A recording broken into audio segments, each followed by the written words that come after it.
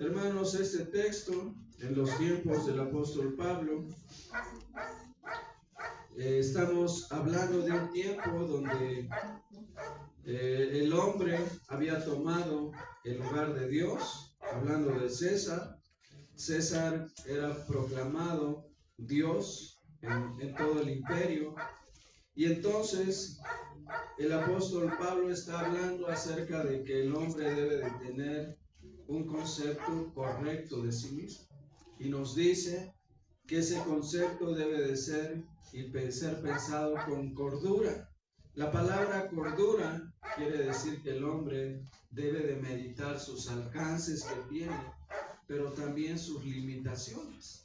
Es decir, César se proclamaba Dios, pero no veía que era alguien limitado y que era un ser creado, no era un ser divino. Y entonces dice que nosotros debemos de tener un concepto. Ese concepto debe de ser no de superioridad, sino debemos de pensar con cordura, es decir, mirando nuestras limitaciones, mirando que no todo lo podemos. Un personaje importante que habló y que hizo esta declaración: Dios creó al mundo y todo lo que hay en él, y yo soy creación de Dios. El francés Descartes escribió y declaró esto. También tenemos el Salmo 8, versículo 3.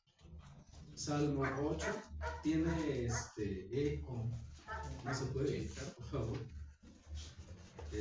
Salmo 8, 3. Salmo 8, versículo 3. Es que si no me responde otro,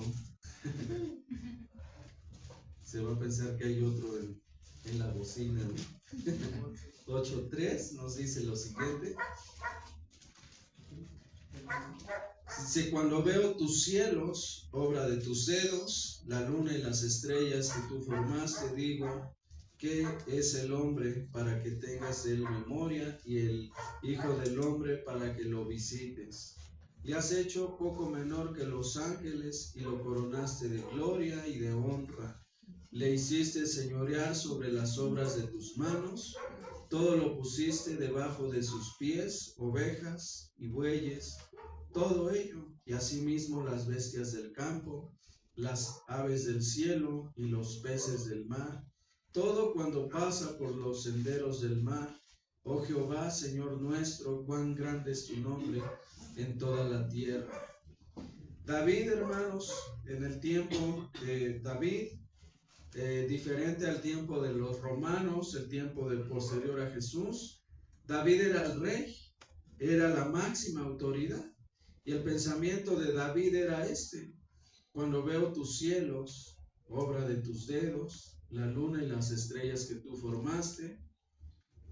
Al contemplar los cielos, la obra de Dios, la obra inclusive inalcanzable en este tiempo de David, no se había logrado, no faltaría muchísimo tiempo para que se lograra conocer con detalle qué son esas estrellas que él menciona, los cielos. Y dice que cuando él miraba esa parte de la creación de Dios, él decía, ¿qué es el hombre para que tengas de él memoria? Es decir, David pensaba en las cosas grandes que Dios había creado y decía, el cielo, las estrellas son mucho más grandes que yo, son mucho más notorias que yo, porque al mirar decía, pues qué distancia tengo de ese lugar, y sin embargo logro verlos. A mí si alguien me viera a esa distancia, pues no me vería. Soy tan insignificante que no me podría ver. Y entonces David decía, cuando pensaba eso, ¿qué es el hombre? Qué insignificante, qué pequeñito. Pero decía, pero tú tienes memoria de él. Tú tienes memoria de él. Es decir, a Dios no se le ha olvidado que cada uno de nosotros existe y está. Y sabe cómo estamos, sabe cómo nos sentimos, sabe qué pensamos. Y aunque el hombre ciertamente no lo busque, Dios lo conoce. Aunque el hombre no se detenga a pensar en Dios, Dios conoce cómo es. Y dice, le has hecho poco menor que los ángeles y le coronaste de gloria y de honra. Y habla acerca de que Dios le dio cierta autoridad sobre la creación de Dios. Entonces vemos dos posturas distintas, una la del salmista, pero otra de los tiempos de Pablo, como el ser humano había declarado ser Dios, y muchos, quizás en conceptos incorrectos, pues también tenían en cierta forma algunas actitudes incorrectas, ¿sí? Entonces, hermanos, pues, ¿qué es el hombre? ¿Qué es el hombre? Lo veremos en 5 puntos. 5 puntos vamos a estar viendo. El primero, hermanos, pues es lo que el hombre ha creído ser. El hombre ha creído ser, como veíamos. Lo primero es que el hombre se ha creído Dios. Se ha creído Dios. Y uno de esos hombres en la antigüedad se llamó Alejandro Magno. Alejandro Magno se identificaba con los héroes y divinidades porque eso le legitimaba y le elevaba a la categoría de Dios. Es decir, Alejandro Magno se pensaba que era un Dios él mismo. ¿Por qué? Porque a él nadie le había hecho frente en batalla. Era un hombre, un estratega militar y nadie lo había vencido. De tal manera que él decía, nadie me puede hacer frente, soy un Dios en el arte de la guerra. Y en realidad nadie le había hecho frente, inclusive logró vencer al imperio más fuerte en aquel entonces, que era el imperio persa, y logró derrotar con muchos menos hombres, y eso le hizo pensar que era un Dios. Sin embargo, pues vemos que Alejandro murió y siguió el mismo camino de todo ser humano. Eso es su limitante. Entonces, Alejandro Magno, también el emperador Doniciano, fue el único emperador romano que se declaró a sí mismo Dios mientras aún vivía, lo que causó escándalo en medio de ese imperio, conocido como el Imperio Romano. Sin embargo, todos y cada uno tenían que confesar con su boca y con sus hechos que Doniciano era un Dios. Y todo aquel que decía que Doniciano no era Dios y tenía otro Dios, tenía que pagar las consecuencias. ¿Cuáles eran las consecuencias? Pues que era castigado, y en sus términos más complicados, más drásticos, pues era su vida. Era su vida, y entonces, por la locura de un hombre llamado Doniciano, pues muchos fueron sacrificados siendo cristianos, porque decían, pues yo no tengo un Dios llamado Doniciano, mi Dios es Jesús, y Él es el único que venero. Y al salirse del huacal, como dicen, pues eran castigados y finalmente eran sacrificados.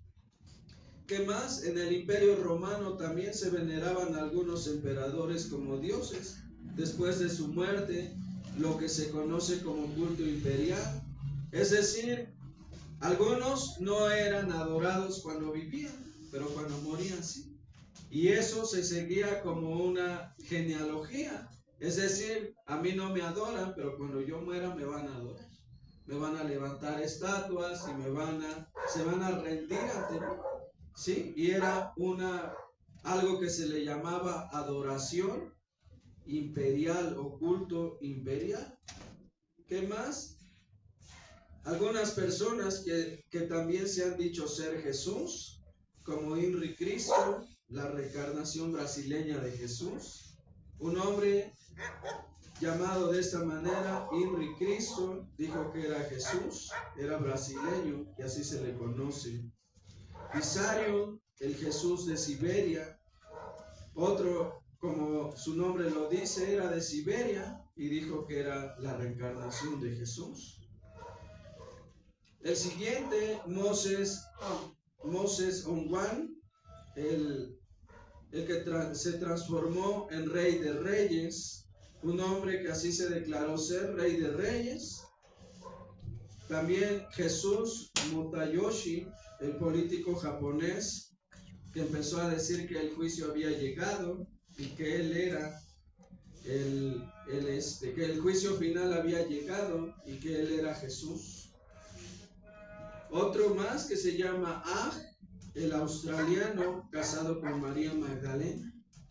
Decía que su esposa era María Magdalena y él era Jesús. Y amado, a través de estas ideas erróneas el hombre ha creído que es Dios. Y no solo ellos, resulta que algunos de estos y la mayoría de estos han tenido seguidores. Gentes, a veces grandes multitudes, han seguido a hombres que se han dicho ser Jesús. ¿Sí? Entonces el hombre puede llegar a tener puede llegar a ser tan cierta una mentira para él que puede contagiar a otros y decir y hacerlos creer que lo que él dice es verdad. ¿Sí? Eso pasa. ¿Qué más, hermanos? Pues personas que se endiosan como ídolos. Lo nuevo en algunas iglesias es que la Biblia pues se ha convertido en un objeto el cual pues ciertamente es parte de la tradición cristiana, pero no es estudiado, no es leído, no es meditado.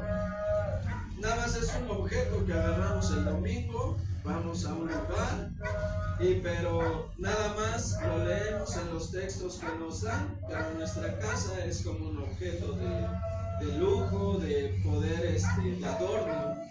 Entonces así las personas muchas veces pues no conocen la escritura, cualquiera les puede engañar, cualquiera les puede hablar con falsedad.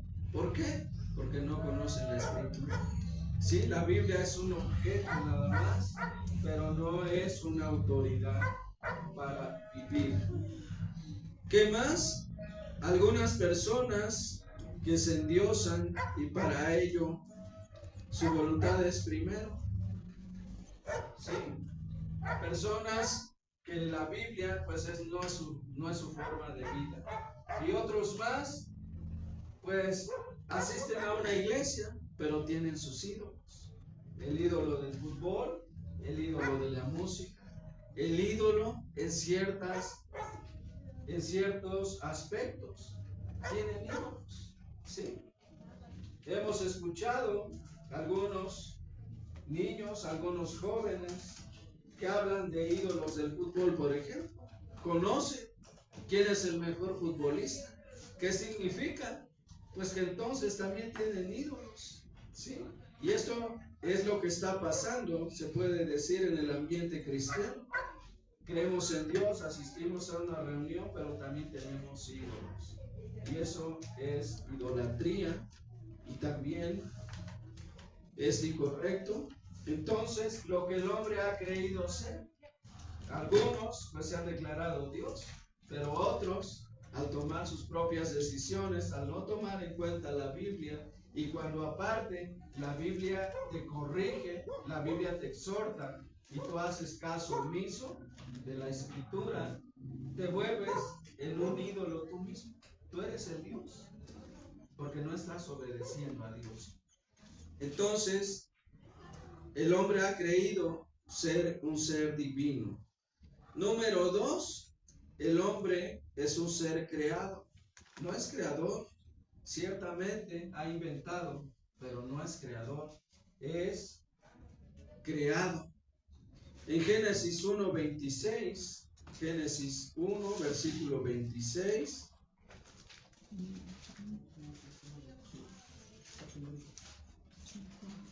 Génesis 1, versículo 26 nos dice lo siguiente: entonces dijo Dios, hagamos al hombre a nuestra imagen, conforme a nuestra semejanza, y señoree en los peces del mar, en las aves de los cielos, en las bestias, en toda la tierra y en todo animal que se arrastra sobre la tierra. Y creó Dios al hombre a su imagen, a imagen de Dios lo creó, varón y hembra los creó. La Biblia nos enseña que el hombre es un ser creado, es un ser creado, no es un ser creado, ¿sí? Inclusive aquí pues entra una idea falsa, una enseñanza falsa de la Iglesia Católica. La Iglesia Católica, por ejemplo, proclama que María es la Madre de Dios. Una hermana me mandó un video donde hubo, según un debate, entre comillas, porque todo lo tienen a su favor ellos, y cuando se trata de hablar verdades, pues cortan el video, ¿no? Entonces, pues la pregunta era, ¿María es la Madre de Dios? Y por ahí salió un pastor cristiano, dijeron que era pastor, yo me imagino que es un montaje para demostrar que la Iglesia Católica tiene teología, ¿no? Y puede ganar debates. Yo pienso eso. ¿Por qué? Porque no hubo teología, nada más hubo ideas y unas palabras, y en el juego de palabras, pues, según le ganaron al cristiano, ¿no? Y eso no se vale, no es así. Entonces, esa era la pregunta, ¿María es la Madre de Dios? Pues obviamente que no, ¿verdad? Porque María no creó el mundo, María no creó nada. María es creación de Dios, ¿sí? Amén. María es creación de Dios y fue la madre del Señor Jesús. Pero Dios no fue creado, Dios no es creado, Él es creador. El hombre es creado. Y en esta porción de la Escritura nos lo habla muy claro. ¿Por qué no oramos antes de avanzar? Ya vamos un poco avanzados. Sin embargo, pues son verdades importantes. Oramos, ¿me acompañas? Llenas tu rostro. Señor Jesús, te damos gracias, Padre, porque, Señor, podemos abrir tu palabra, podemos meditar en ella, podemos alabarte, podemos gozarnos, Señor, y queremos aprender de tu palabra, Señor, porque, Señor, cuántas ideologías, cuántas filosofías nuevas en el cristianismo moderno, está, Señor, pues espiando la verdad del oído, como dice tu palabra. Y en muchas iglesias están escuchando fábulas y cuentos y mitos, Señor, e ideologías, filosofías humanas, Señor. Padre, sin embargo, tú háblanos con tu palabra y que tu Espíritu Santo nos alumbre, nos guíe, Señor, nos exhorte a través de tu palabra, Señor, que es la verdad que queremos seguir, Señor. Padre, en el nombre de Jesús te lo pedimos. Amén, Señor. Amén, Jesús. Entonces la Biblia nos dice, dijo Dios, hagamos al hombre a nuestra imagen, conforme a nuestra semejanza, y señoree en los peces del mar.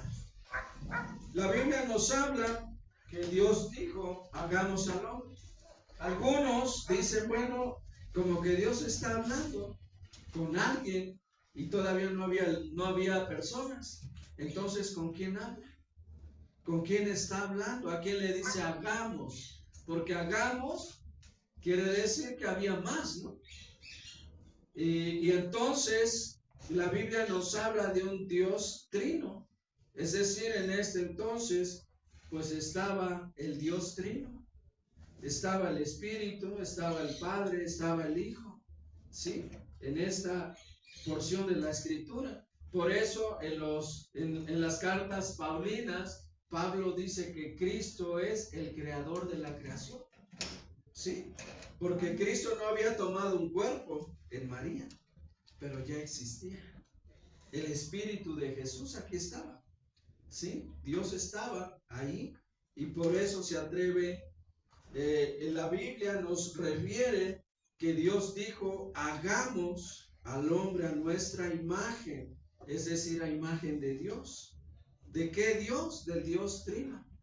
Es decir, del Dios Padre, del Dios Hijo y Dios Espíritu. A nuestra semejanza.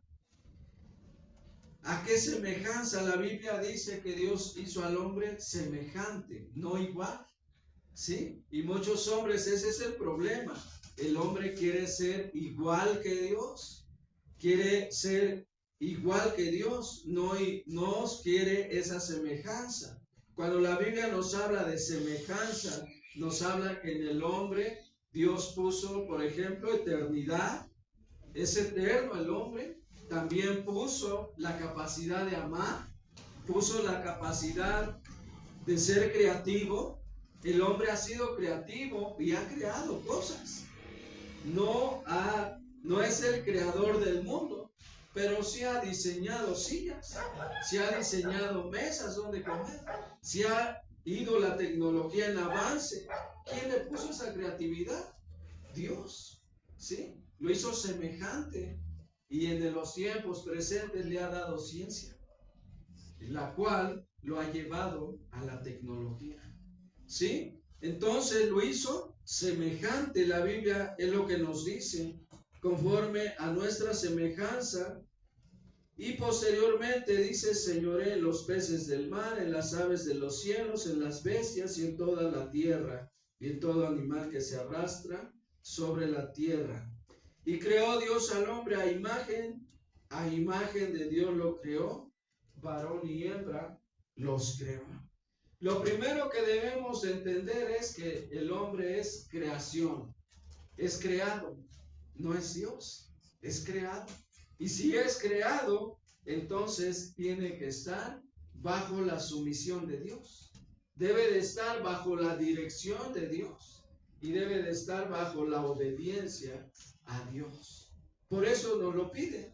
¿Por qué? Porque Dios es superior a nosotros, al ser el creador. Y dice: a su imagen de Dios lo creó, varón y hembra los creó. La Biblia da detalles y dice que Dios creó varón y hembra. Varón y hembra. Y aquí Dios puso géneros. ¿Por qué puso géneros? Porque Dios tenía propósitos. Su creación no era una creación de llevarla a cabo y abandonarla. Como nosotros, ¿verdad? A lo mejor un carpintero hizo una silla y por allá la arrumbó y se olvidó de ella. Ni siquiera sirve para nada. Allá está arrumbada. O el hombre que ha comprado un aparato, pero como llegó a ser obsoleto, pues allá lo aventó y pues ya está empolvado, ya ni siquiera tiene uso. No, Dios al crear, Dios tenía un propósito para su creación. Y el propósito del hombre, o uno de los grandes propósitos, era que se multiplicara. Por eso lo creó varón y hembra. Varón y hembra. No puso dos hombres, no puso dos mujeres. Puso un hombre y una mujer. Porque el grande propósito es multiplícate. Multiplícate. ¿Y cuál era el propósito aún en la multiplicación? Que procediera de un hombre y de una mujer, que esos hijos pudieran estar en sujeción a sus padres y los padres en sujeción a Dios. Y que del amor de Dios, de donde surgió al hombre, el amor de Dios dio origen al hombre, pero el amor de la mujer y el hombre darían origen a sus hijos. Y el amor de muchos daría origen a la raza humana, en la cual el amor de Dios seguiría intacto. ¿Sí? Es decir, el amor de Dios llevaría a cabo la multiplicación y la llenura de los seres humanos en la tierra. ¿Sí? Y así va a ser poblada la tierra a través del amor. ¿Sí? No de la desobediencia.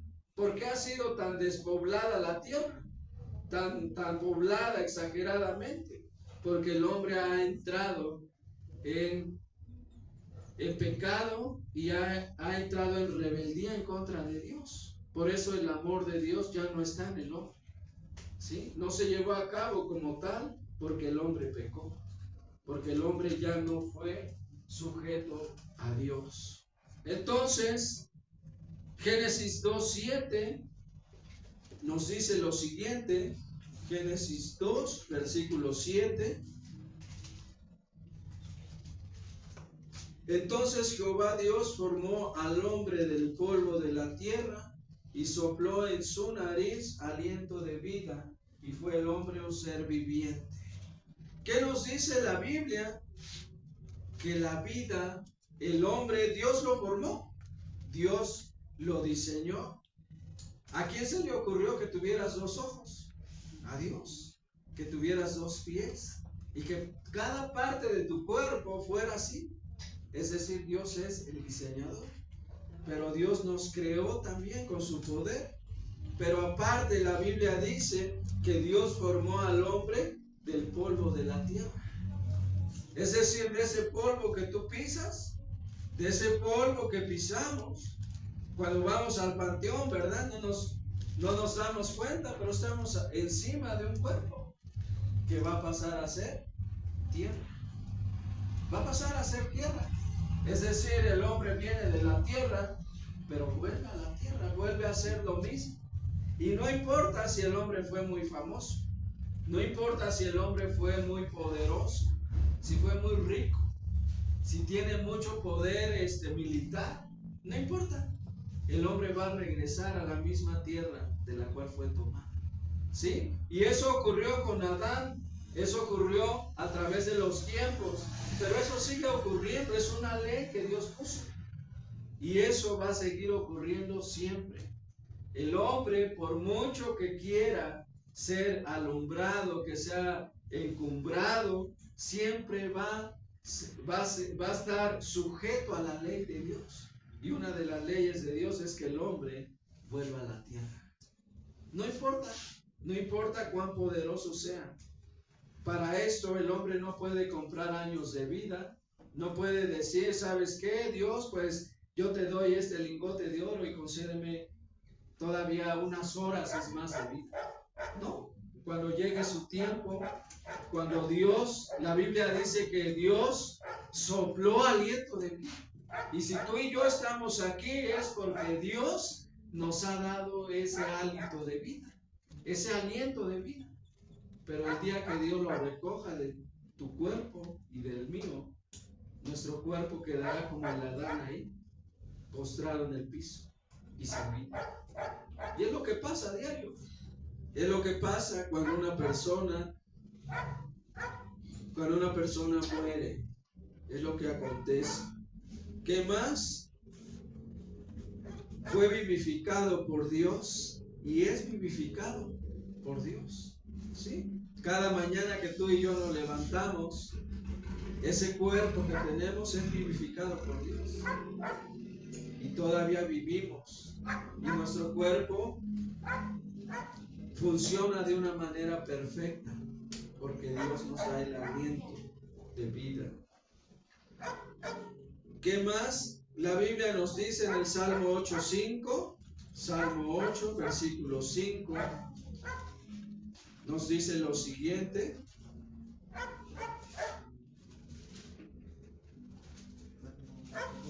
Salmo 8, versículo 5.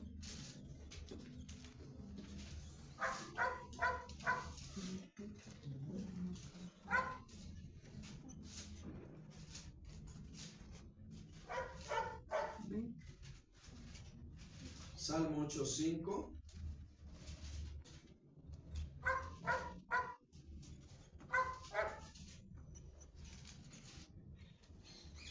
Dice, y has hecho poco menor que los ángeles, y lo coronaste de gloria y de honra. Le has hecho un poco menor que los ángeles, y lo coronaste de gloria y de honra. Fíjate, una contrariedad que la Biblia nos enseña es que el hombre es un poco menor. Y algunos podrían decir, bueno, como que Dios tiene como más importante a los ángeles. Pero no, el texto no declara eso. El texto declara que los hombres fueron creados un poco menor que los ángeles. ¿Qué quiere decir eso? Que los hombres son menos espirituales que los ángeles. ¿Por qué? Porque los ángeles meramente habitan con Dios. Es decir, están en la presencia de Dios. Mientras que los hombres no soportan la presencia de Dios. ¿Por qué? Porque son parte carnal. Estamos en un cuerpo de carne. Y ese cuerpo de carne nos hace tendientes, propensos al pecado. ¿Sí? Y no podemos habitar con Dios en este cuerpo. ¿Cómo es que el hombre habitará con Dios? Pues la Biblia dice que tiene que ser transformado. ¿Sí? No con este cuerpo, sino que tiene que ser transformado. Y dice que el hombre fue creado un poco menor que los ángeles. ¿Por qué? Por eso. Porque no tienen la capacidad en este cuerpo de habitar con Dios. Y lo coronaste de gloria y de honra.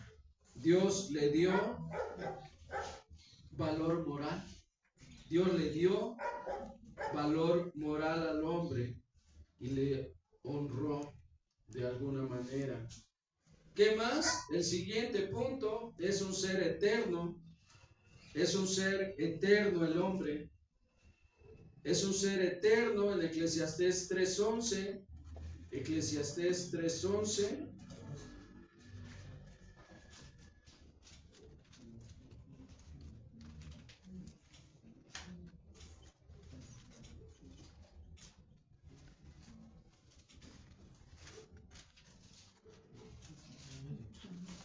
Eclesiastés 3, versículo 11, nos dice lo siguiente: todo lo hizo hermoso en su tiempo y ha puesto eternidad en el corazón de ellos, sin que alcance el hombre a entender la obra que ha hecho Dios desde el principio hasta el fin.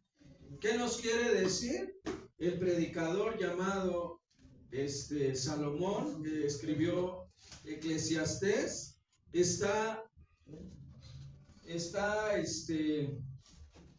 remontándose a la creación de Dios. Y nos dice el verso 11, o lo comienza de la siguiente manera: todo lo hizo hermoso.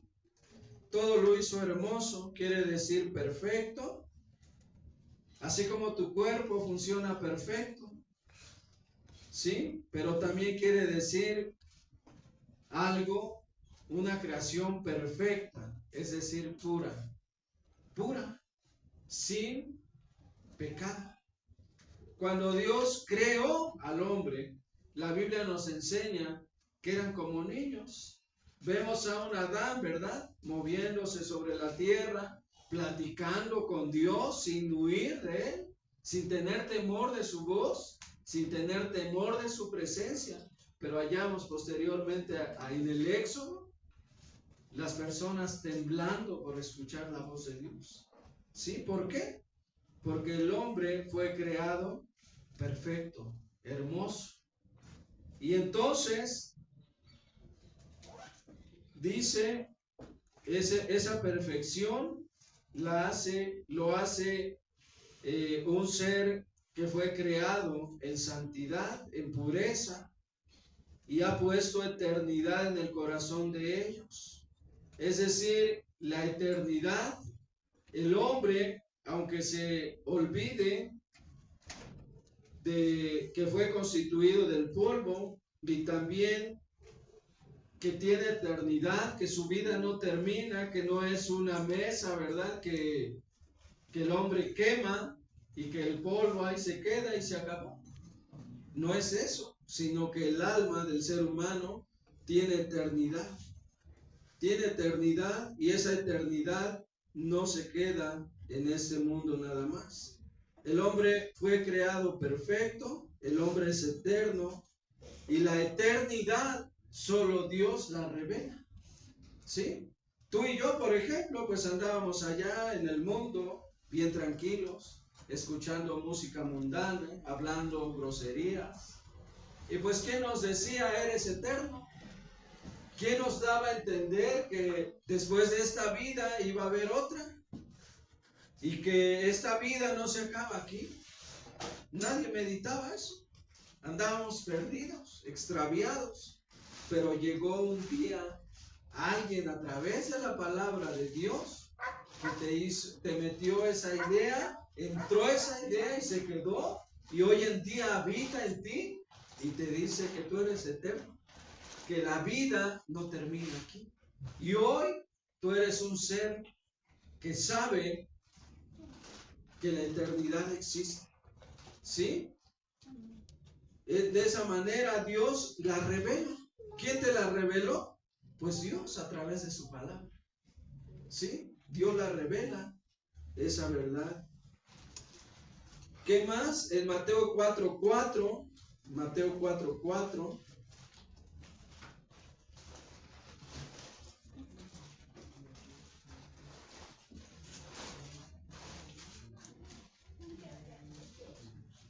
Mateo 4, versículo 4. Jesús, el Hijo de Dios, fue tentado y en esta ocasión pues le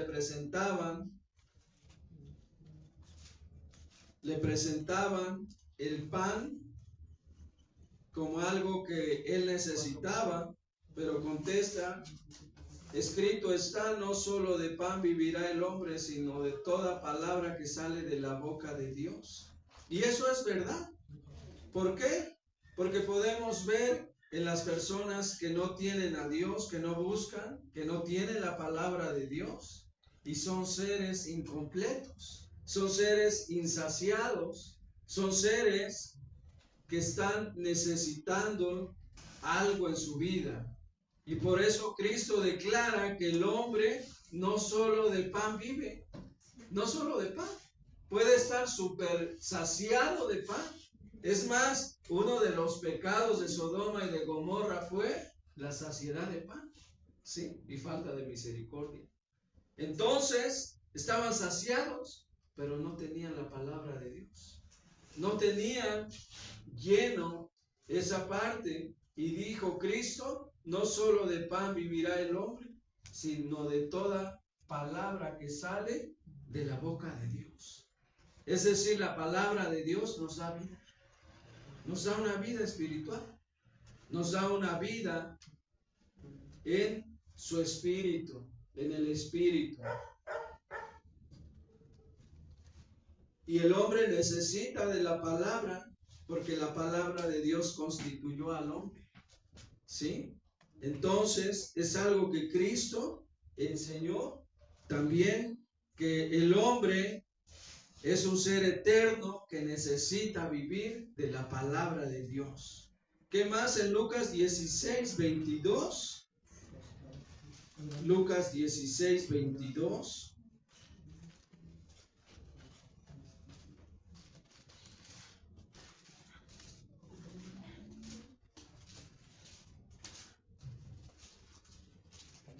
Dice lo siguiente: aconteció que murió el mendigo y fue llevado por los ángeles al seno de Abraham, y murió también el rico y fue sepultado. Y en el Hades alzó sus ojos estando en tormentos y vio de lejos a Abraham y a Lázaro en su seno. La Biblia nos dice que Cristo habló acerca de esta enseñanza, de esta historia que contó, y dice: Él le dio figuras en esta parte de la Biblia. Le dio una figura de un rico, un hombre que representa a la persona que no tomó en cuenta a Dios para guiar su vida. Dios era un cero a la izquierda y él tomaba sus decisiones. Él buscaba saciar su alma a través de los deleites temporales, de los placeres, y entonces de todo eso se llenaba. Y lo describe Cristo a través de comida, de bebida y de grandes comilonas que hacía, según la narración que Cristo narró en esta historia. El rico, y dice que su modo de vida pecaminosa terminó su futuro eterno, terminó en el Hades. El Hades, conocido en los tiempos de Cristo como un lugar de tormento, como un lugar de sufrimiento, ¿sí? En las tradiciones judías es lo que se sabe, el Hades. Y entonces el rico dice que fue llevado por ángeles al seno de Abraham. En la tradición judía, el seno de Abraham era un lugar de descanso, era un lugar de refugio, de descanso eterno y de goce también para los justos, para las personas que vivían en justicia. Y Cristo dejó claro el futuro del ser humano eterno. O es el cielo o es el infierno. ¿Sí? Lo dejó claro. El hombre es un ser eterno. ¿Qué más? Es un ser que recibió autoridad. Es un ser que recibió autoridad de parte de Dios. Salmo 8:6. Salmo 8:6. ¿Quién le dio la autoridad al hombre? Pues Dios le dio cierta autoridad. Salmo 8:6 y 7. Le hiciste señorear sobre las obras de tus manos. Todo lo pusiste debajo de sus pies. Lo que el salmista está diciendo es que Dios le dio autoridad. Dice que le permitió señorear sobre las obras de las manos. Lo que Dios había creado debajo de sus pies. Y empieza a hablar de esas cosas. Ovejas y bueyes. Todo ello. Y asimismo las bestias del campo, las aves de los cielos y los peces del mar. Todo cuando pasan por los senderos del mar. Es decir, el salmista dice, le diste autoridad, pero no sobre los hombres. ¿Sí? No le diste autoridad para que el hombre esclavice al hombre. Le diste autoridad sobre los animales. ¿Por qué? Porque los animales son la forma de subsistencia del ser humano. ¿Quién buscó esclavizar al hombre? Fue una ideología humana. ¿De quiénes? De personas que se creyeron dioses. ¿Sí? Por ejemplo, los grandes emperadores. ¿De dónde surgió eso? Pues de la ideología humana. Eso no lo creó Dios. Ese no es el orden de Dios. Es el orden que el hombre quiso darle al rumbo de la historia. Entonces, Dios le dio autoridad, pero sobre los animales, no sobre las personas. El hombre buscó tener dominio del hombre. Eso surgió del hombre meramente. Número 5 y último, el ser humano, el hombre, es un ser amado por Dios. Es un ser amado por Dios. Sí, como veíamos, Dios no creó al ser humano, ¿verdad? Y se le olvidó, lo dejó allá, lejos, olvidado y sin propósito. Como nosotros tenemos cosas olvidadas, empolvadas, y ya no sabemos ni siquiera que existen. Pero Dios no. Dios le dio propósito y Dios ama al ser humano. Lo ama. En Jeremías 31:3 vemos esta verdad. Jeremías 31, versículo 3. Dice lo siguiente: Jehová se manifestó a mí hace ya mucho tiempo, diciendo: con amor eterno te he amado, por tanto te prolongué mi misericordia. Jehová se manifestó. Nosotros hemos visto manifestaciones. Aquí en México hay muchas, ¿verdad? ¿Qué pasa en las manifestaciones? Pues que las personas están descontentas y pues hacen letreros muy grandotes que a la distancia se ven.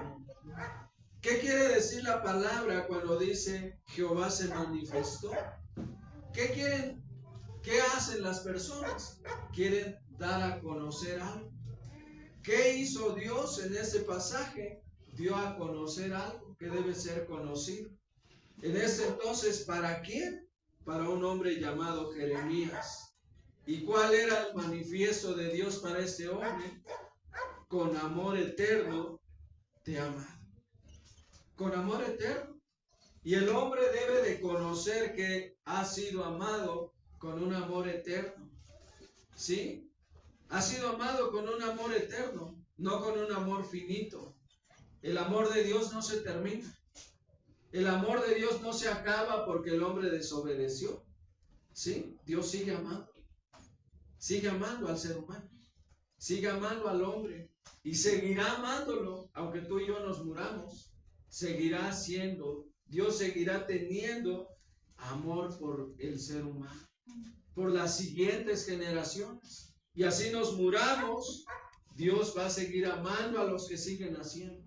Y aunque sigan muchos años, aunque ha pasado mucho tiempo, aunque de Jeremías a nuestros tiempos, ¿verdad? Ha pasado muchas generaciones, muchos años, Dios sigue amando al ser humano con un amor eterno, con un amor que no se termina. Por tanto, te prolongué mi misericordia, y cada uno de nosotros somos partícipes de eso. ¿Sí? Hemos visto morir personas de nuestra edad, ¿a poco no? Personas de tu edad han muerto, pero a ti no te ha tocado. ¿Por qué? Porque Dios te ha prolongado su misericordia, a ti y a mí también. Pero el día que Dios diga, voy a quitar de ese hálito de vida de tu cuerpo o del mío, pues volamos a la eternidad. Nos vamos a la eternidad, ¿sí? Y ya sea de acuerdo a nuestras obras, de acuerdo a nuestra vida, iremos a nuestro lugar eterno, ¿sí? Entonces, con amor eterno te ha amado, le dijo a Jeremías, fue el manifiesto para este hombre perseguido, angustiado, temeroso en ese entonces. El manifiesto fue: con amor eterno te ha amado. Dios habla al hombre para traer el mensaje de su amor, y ese amor es eterno, y por su amor recibimos cada día, cada momento su misericordia, y a través de eso nos da vida. En Juan 3:16, un texto muy conocido, pues también la Biblia nos dice la forma en la cual Dios ama. Juan 3, versículo 16.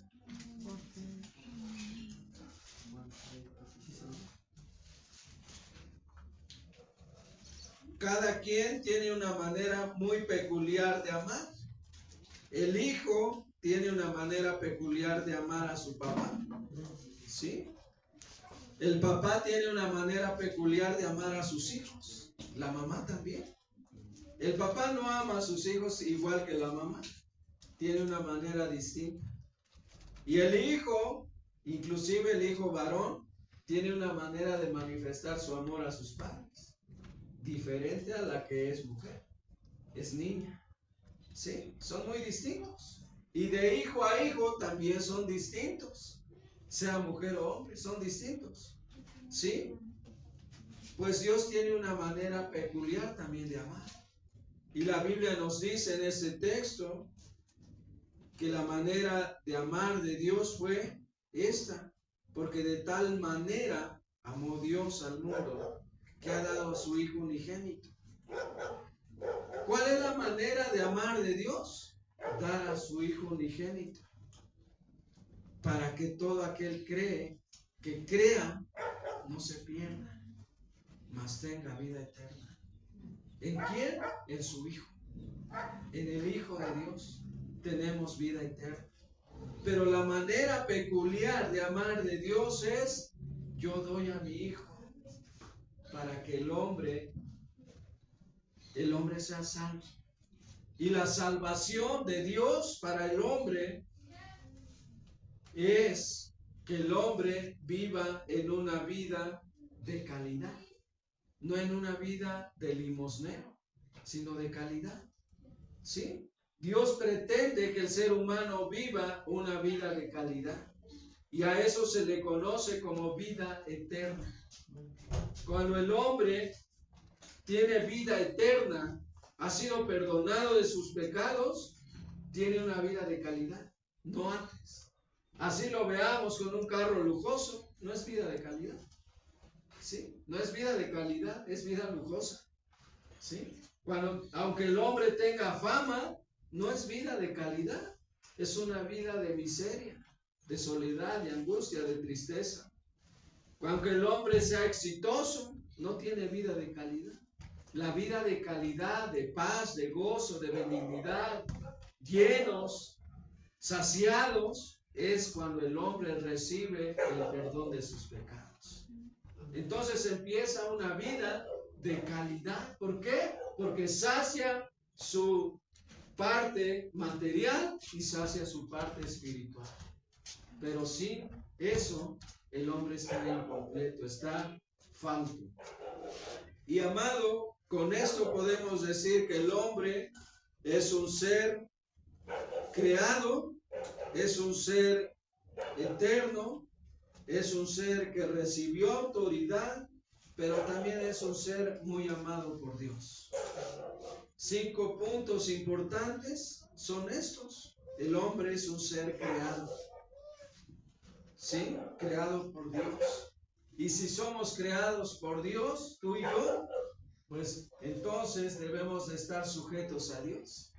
Debemos de estar sujetos al que nos creó. Porque ¿qué mesa le dice a su carpintero qué debe de hacer de ella? ¿Verdad? ¿O qué vasija le dice a su alfarero? No, a mí me tienes que poner de florero.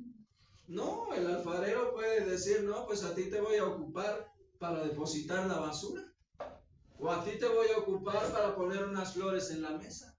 O a ti te voy a ocupar, ¿verdad?, para vertir agua y que yo la tome. O te voy a vender a un lugar a donde te van a poner de lujo o te van a poner en un lugar de donde no va a ser lujoso, donde no vas a lucir. La vasija honra a su alfarero estando en el lugar a donde le vaya a tocar. Y Dios nos ha dado un lugar a donde nosotros estamos. Nos dio unos padres a donde nacimos, nos dio una familia donde crecimos, nos dio una forma en la que nosotros crecimos y nos ha dado un país donde vivimos, nos ha dado tradiciones y costumbres erróneas que tenemos que dejar, pero también nos ha puesto el amor, nos ha mostrado su amor para que nosotros seamos vasijas que le llenen de honra a Él a través del conocimiento que nosotros tenemos de Él. ¿Quién es el alfarero? Pues es Dios. Él es el creador, Él es el formador y nosotros creación de Él, como dijo Pascal, ¿verdad? Como dijo ay, se me fue su nombre. Sí, es Pascal. Hombre que dijo, Descartes, perdón. Él es el creador y yo soy parte de su creación. Entonces, amados, pues a través de esto glorifiquemos el nombre de Dios como creación de Él, porque para eso Dios nos creó, ¿sí? ¿Por qué no nos ponemos de pie y hacemos una oración dando gracias a Dios por su palabra? Y que esta palabra que hemos aprendido sea para glorificarlo, para exaltarlo, para darle la alabanza, porque Él es el creador y nosotros, ovejas de su prado, dice el salmista, ¿verdad? Somos ovejas de su prado y solo Él